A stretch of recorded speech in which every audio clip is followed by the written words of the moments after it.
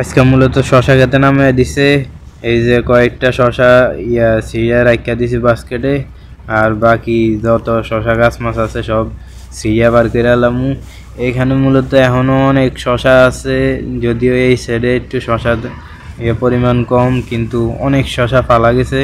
মানে এগুলা চিকলাটা ফালাইয়া আর ভিতরের বিচিগুলা ফালাইয়া রাইন্দা খাওয়া যায়, এত বড় বড় শশা।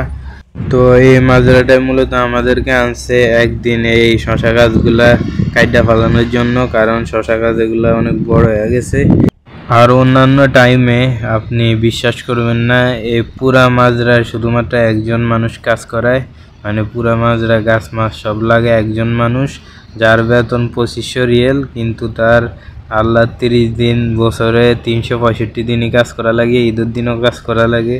এই আর কি, কাজের ওভারলোড হয়ে গেলে পরে মানে কোম্পানির অন্যান্য মানুষ দিয়ে 10-15 জন শুধু একদিন কাজ কইরা বাড়ি কাজগুলো আর কি সাইরা নেয়। এনে পুরা মাজরা দেখাশোনা পানি টানি দেওয়া সব একজন মানুষই কাজ করে।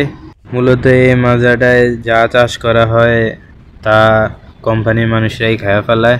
মানে এরা কোনো বিক্রি টিক্রি করে না, অতিরিক্ত হয়ে গেলে মানুষগুলো দান কইরা দেয়, মানে ব্যবসার উদ্দেশ্যে না আর কি। যার কারণে একজন মানুষই কাজ করে।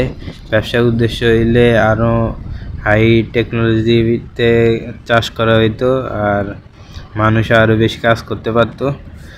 তো এই আর কি, আপনাদেরকে আমাদের কোম্পানির মাজরাটা দেখাইলাম।